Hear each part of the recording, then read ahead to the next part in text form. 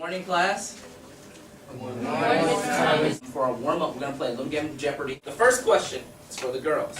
All right? He was the first president of the United States of America. Girls, you have 5 seconds. Talk it over. Can I get an answer? George Washington. George Washington? Is that correct? Yeah. That is correct! Here we go, ladies. And great. Excellent. Here we go. Boys, question. He was the 19th Secretary of State in American history. No answer? Oh, sorry, boys. You got it wrong. So, the points go to the girls. Boys, you gotta step your game up. Great job, ladies. This paper, I want you to write, how do you feel about this game? What feelings or emotions do you have after playing this game? What could be done to improve this game? Take 1 minute and write. How'd you like to win this? Okay. Why did it lose? Okay, Carmen said I gave them hard questions. Do you agree with that? Yeah. It was slightly unfair. Do you agree with that? Yeah. Does that make winning less sweet if it's unfair? Yeah. Because you want to win because you know you want it on your own. It doesn't seem like you earned it. Alright. That could be even out. Our objective is that by the end of this lesson, all of us will be able to analyze the women's rights movement, including the Equal Pay Act, the Equal Rights Amendment, and Title IX to at least 80% mastery. The title of the article is called The Feminine Mystique. Adam, what do you think? Feminine Mystique. When I see mystique, I think like mystery. So maybe it's talking about like what's going on in a woman's mind. Okay, great use of context clues. A mystery. Okay, so let's solve this mystery. What is this feminine mystique? Okay, I'll read it. Take out your highlighters. Follow along as I read. Okay, then we'll break up into our groups and we'll analyze this. Okay.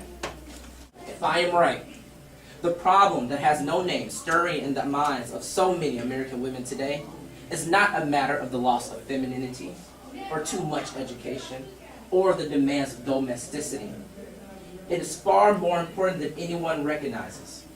It is the key to these other new and old problems which have been torturing women and their children and their husbands and puzzling the doctors and educators for years. It may well be the key to our future as a nation and a culture. We can no longer ignore that voice within women that says, I want something more than my husband, my children, and my home. In your groups, analyze this document. Take 15 minutes. Have your grouping strategies on the board. Okay?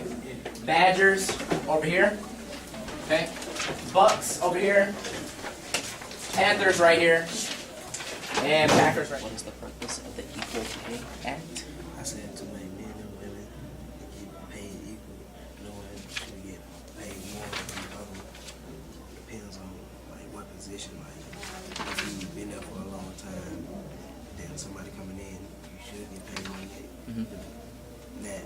You shouldn't get paid because you're a male or a female and you have a certain position or something like that. You should get paid equal.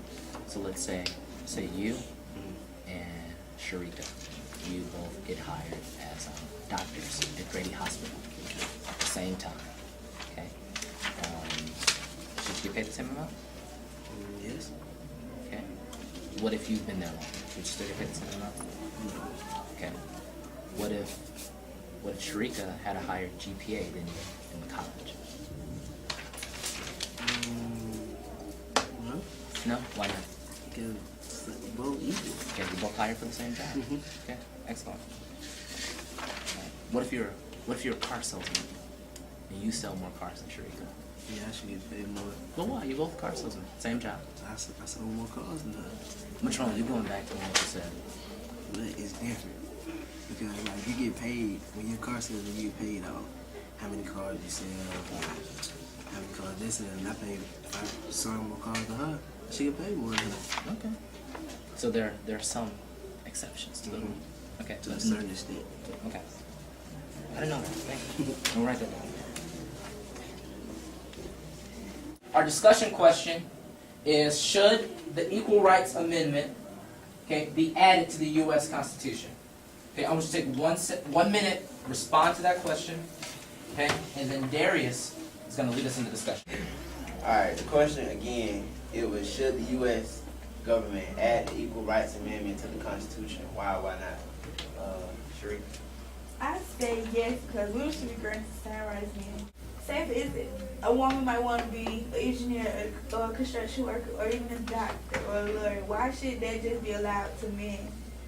I heard Sheree say, and I agree, but I think more like on the question, I say yes, it should be added to the Constitution, because like Ms. Thompson said, it's our foundation, and like if I'm discriminated against at the job, I can get mad, but it's nothing really I can do, because there's no rules that say you can't do this or that.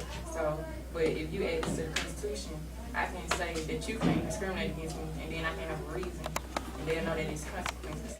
I agree with what Sharika said to some extent. She mainly spoke on just women's rights about discrimination, but what a lot of people don't understand is in some cases men are discriminated against also. It's a difficult topic, okay? I actually received my minor in women's studies at the University of Wisconsin. So these were topics that we talked about and we grappled with in discussion a lot, okay? And I thank you for being so respectful and just being so reflective on such a sensitive topic. My charge to you is, what are you going to do about it? When you leave this classroom, when you walk out into the world, what are you going to do to make a difference? What are you going to do to make sure that your mother, your sister, your aunt, your girlfriend, your wife is not being discriminated against?